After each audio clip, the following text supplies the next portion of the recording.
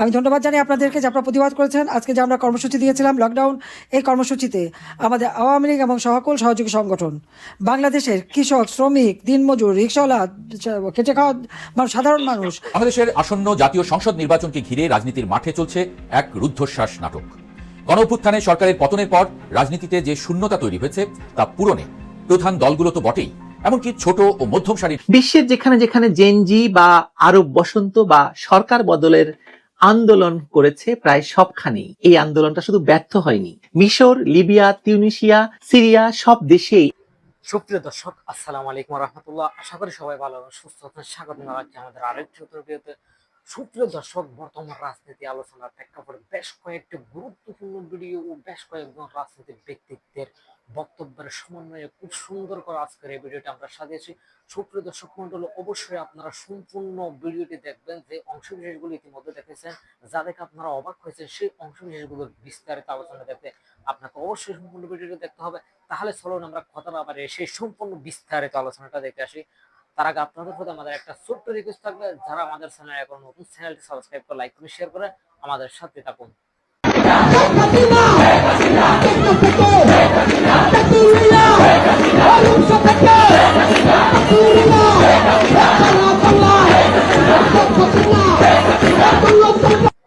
আমি ধন্যবাদ জানাই আপনাদেরকে যে আপনারা প্রতিবাদ করেছেন। আজকে যে আমরা কর্মসূচি দিয়েছিলাম লকডাউন, এই কর্মসূচিতে আমাদের আওয়ামী লীগ এবং সকল সহযোগী সংগঠন, বাংলাদেশের কৃষক, শ্রমিক, দিনমজুর, রিকশাওয়ালা, খেটে খাওয়া সাধারণ মানুষ, এমনকি বুদ্ধিজীবী বা ব্যবসায়ী, আমাদের বিভিন্ন শ্রেণী পেশার মানুষ সকলেই সমর্থন দিয়েছে।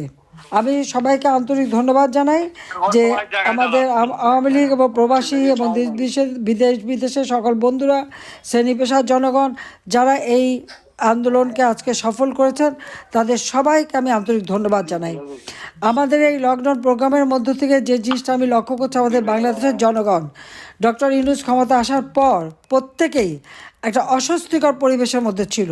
ন্যায় বিচার নাই, আইনের শাসন নাই, জনগণের কোনো নিরাপত্তা নাই, প্রত্যেকটা জিনিসের দাম বেড়ে গেছে, মাথাপিছু আয় কমে গেছে, ইন্ডাস্ট্রি বন্ধ, লক্ষ লক্ষ শ্রমিক বেকার, কৃষক চাষ করে উৎপাদিত পণ্যের ন্যায্য মূল্য পায় না, ছেলেমেয়েরা লেখাপড়া করতে পারে না। এই অবস্থার থেকে তারা যেন একটা স্বস্তির আশ্বাস পেয়েছে। কাজে এই আন্দোলন আমাদের অব্যাহত থাকবে যতক্ষণ পর্যন্ত না আমরা গণতন্ত্র পুনরুদ্ধার করে জনগণের ক্ষমতা জনগণের হাতে দিতে পারবো। সকল বন্দীদের মুক্তি দিয়ে তাদেরকে যে মিথ্যা মামলা দিয়ে হয়রানি করা হচ্ছে তা থেকে তাদের মুক্তি দিতে পারবো। বাংলাদেশকে সন্ত্রাস জঙ্গি মুক্ত করে বাংলাদেশের মানুষের জীবনের শান্তি, নিরাপত্তা আবার আমরা ফিরিয়ে আনবো। বাংলাদেশের আর্থ সামাজিক উন্নয়নে কাজ করে দেশের মানুষকে আবার একটা উন্নত জীবন দেব, যেখানে মানুষ শান্তিতে বসবাস করবে, সুন্দরভাবে জীবন পাবে। সেই লক্ষ্য নিয়েই আমাদের আন্দোলন। এই আন্দোলনকে সফল করার জন্য আমি দেশবাসী এবং আপনাদের সকলকে আন্তরিক ধন্যবাদ জানাই। জয় বাংলা, জয় বঙ্গবন্ধু, বাংলাদেশ চিরজীবী হোক। খোদা হাফেজ। বিশ্বের যেখানে যেখানে জেনজি বা আরব বসন্ত বা সরকার বদলের আন্দোলন করেছে প্রায় সবখানেই এই আন্দোলনটা শুধু ব্যর্থ হয়নি।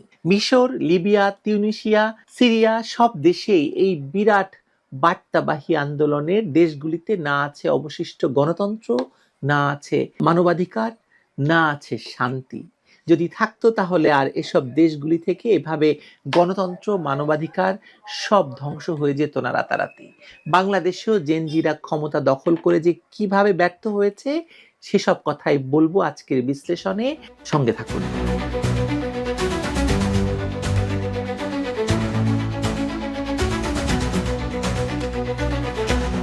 শুরু করব ব্রিটেন থেকে প্রকাশিত ফাইন্যান্সিয়াল টাইমসের একটি বক্তব্য দিয়ে। তারা বলছে, বাংলাদেশে কি এই জেনজিদের আন্দোলন ব্যর্থ হতে চলেছে? তারা বলতে চাইছে যে বিশ্বের অন্য অনেক দেশের আরব বসন্ত বা জেনজি আন্দোলন যেভাবে শুরু হয়েছিল বাংলাদেশে সেভাবে শুরু হয়নি, বরং জেনজিদের সামনে রেখে পেছনে বন্দুক চালিয়েছে বাংলাদেশে জামায়াত ইসলামী নিয়ন্ত্রিত ছাত্র সংগঠন, ইসলামী ছাত্র শিবির এবং হিজবুত তাহরীরের গুন্ডা দল। জুলাই সন্ত্রাসের মাধ্যমে ক্ষমতা দখল করে আজ তারা এতটাই শক্তিশালী বা ক্ষমতাশালী যে চাইলে রাষ্ট্র ক্ষমতা দখলের চেষ্টা করতে পারে, কিন্তু সেটা কোনো রাজনৈতিক দক্ষতার ফল নয়, বরং সন্ত্রাসী তৎপরতারই ধারাবাহিকতা।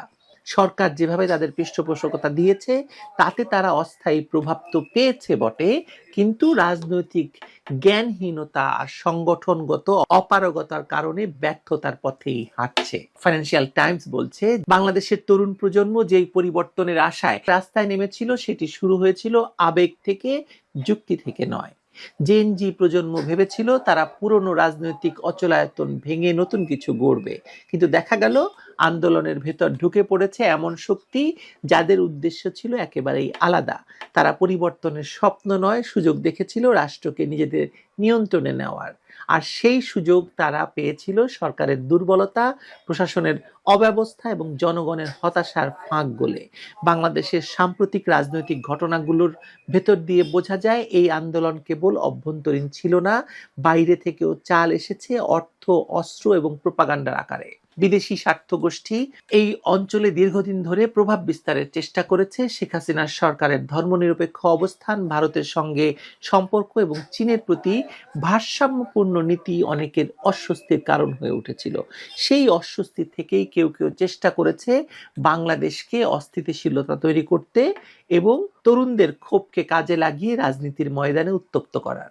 এখানে যে বিষয়টা সবচেয়ে উদ্বেগজনক তা হলো এই পুরো প্রক্রিয়ায় তরুণরা নিজেরাই হয়ে পড়েছে হাতিয়ার। যারা সোশ্যাল মিডিয়ায় পরিবর্তনের কথা বলেছিল তারাই পরে দেখছে যে তাদের আন্দোলনের দিক নির্দেশনা অন্য কেউ দিচ্ছে। বিশ্ববিদ্যালয় ক্যাম্পাস থেকে শুরু করে অনলাইন প্ল্যাটফর্ম সবখানেই সাংগঠনিকভাবে বা সংগঠিতভাবে বিভ্রান্ত ছড়ানো হয়েছে। যারা রাজনীতি জানে না, ইতিহাস বোঝে না, তাদের হাতে বিপ্লব তুলে দেওয়া হয়েছে বা তথাকথিত বিপ্লব তুলে দেওয়া হয়েছে, ফলে আন্দোলন বাস্তবতার সঙ্গে সংঘর্ষে গিয়েই ভেঙে পড়েছে। এখন যারা আন্দোলন করেছে তাদেরকে করা হয়েছে কিংস পার্টি, এবং এই কিংস পার্টি এখন সারা বাংলাদেশ লুটে পুটে খাচ্ছে। এক একজন কিংস পার্টির নেতারা শয়ে শয়ে কোটি টাকা বানিয়েছে, তাদের